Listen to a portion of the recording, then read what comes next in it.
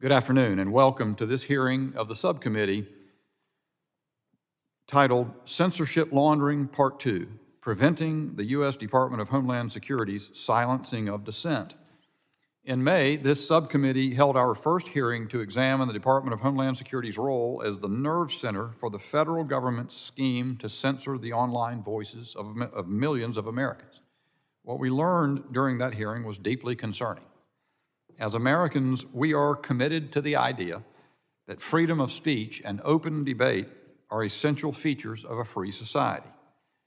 Make no mistake, the efforts to censor public discourse under the guise of so-called mis, dis, and malinformation, MDM, threaten this essential freedom and the very core of our republic.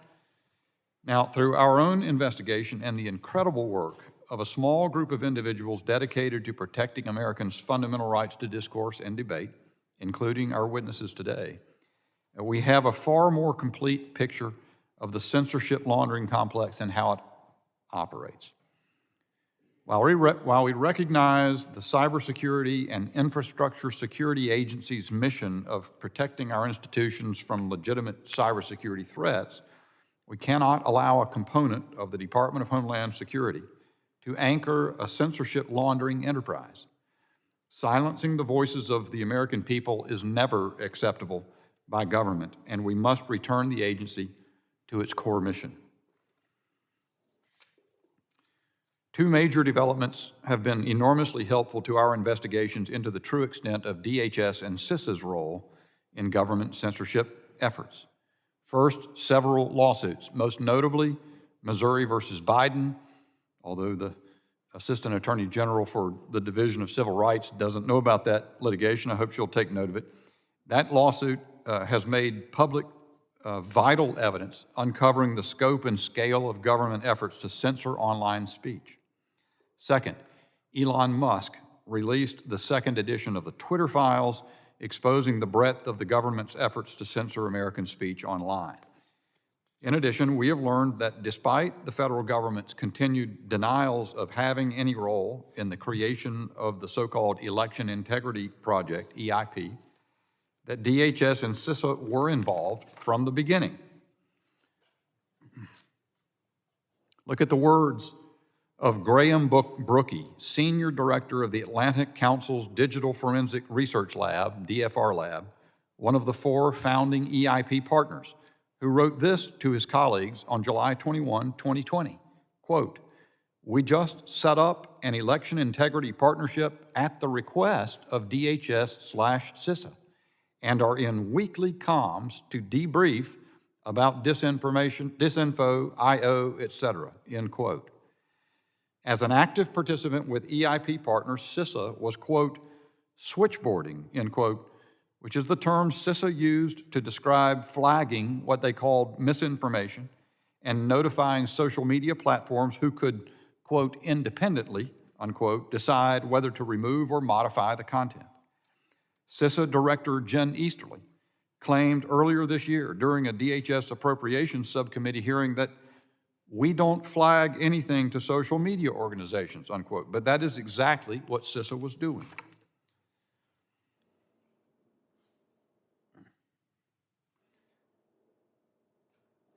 Moreover, while EIP and its stakeholders claim the EIP was just conducting research, that's the terminology, conducting research, the words of a senior EIP official during a transcribed interview with our committee say otherwise.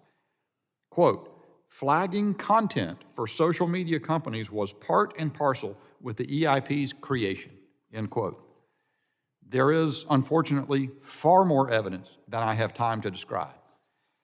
After CISA's hands were caught in the censorship cookie jar, some of my colleagues on the other side of the aisle have come to the defense of its censorship laundering enterprise, its censorship by proxy. They claim that there were no funding links between CISA and these outside organizations, no censorship.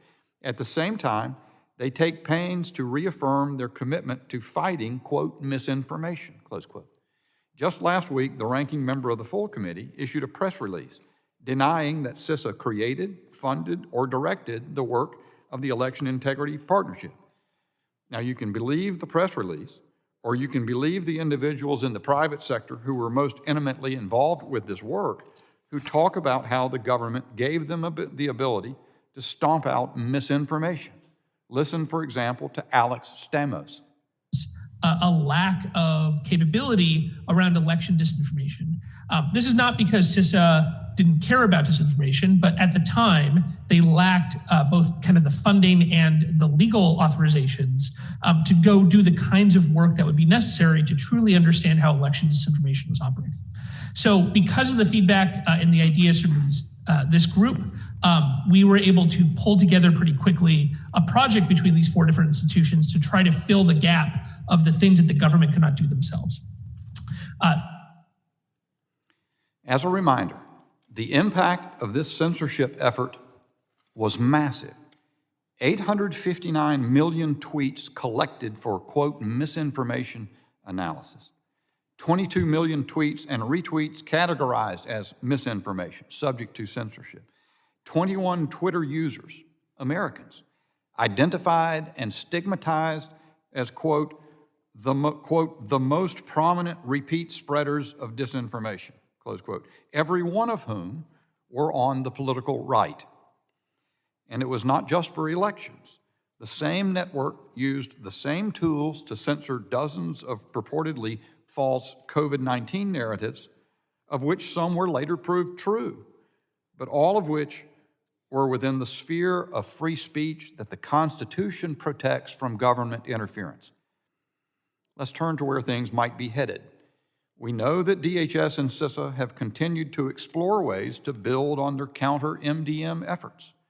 Some of their publicly acknowledged or directed efforts have been pretty Orwellian, like DHS's ill-conceived effort to establish a disinformation governance board last year, or CISA Director Jen Easterly's bizarre comment about controlling citizens' thoughts through regulating, quote, cognitive infrastructure, end quote, as critical infrastructure reposed to CISA's care.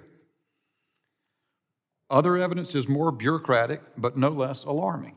Look, for example, at CISA's Cybersecurity Advisory Committee's MDM Subcommittee, which continues to exist, and to recommend that CISA should expand efforts into new areas, such as the courts, financial systems, and public health. The MDM Subcommittee also recommended CISA view its counter-MDM work across a much wider range of media. Other DHS documents suggest CISA wants also to broaden the target issues of public concern to include racial justice, immigration, the U.S. withdrawal from Afghanistan, and support to Ukraine. What is stopping DHS from overreaching its jurisdiction beyond elections to censor more Americans to, quote, protect whatever government-deployed orthodox notions it deems critical infrastructure? Right now, the answer is nothing. While CISA has made a public pretense of pulling back from some of its more aggressive censorship efforts, that change was driven by public scrutiny and not, from all that appears, to a fundamental change of heart. This is unacceptable and dangerous.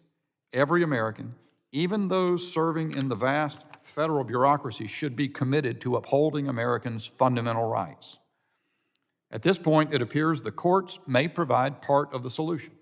Indeed, the District of Louisiana and the Fifth Circuit subsequently, the Fifth Circuit in particular, ruled in an affirmance this October that CISA probably violated the First Amendment through its censorship activities.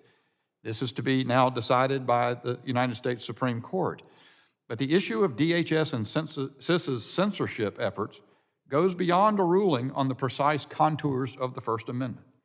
The government's power to censor speech, including online speech, must be strictly limited to content that is not constitutionally protected, such as inciting imminent lawless action. At DHS, censorship became ordinary and banal, an everyday activity carried out by anonymous and unaccountable bureaucrats using censorship by proxy to accomplish indirectly and in secret what it would not have the power to do openly. Congress cannot wait or hope for a court decision to stop DHS and CISA's overreach. Congress has a duty to rein in out-of-control agencies and protect the rights of the American people. To that end, this subcommittee will be drafting legislation that stops DHS and CISA's censorious MDM efforts and prevent DHS and CISA from working with social media platforms to suppress free speech online. The government cannot simply sidestep the Constitution by outsourcing censorship under the guise of protecting critical infrastructure. Thank you all for joining, and I look forward to hearing testimony from our witnesses. I now recognize the ranking member, the gentleman from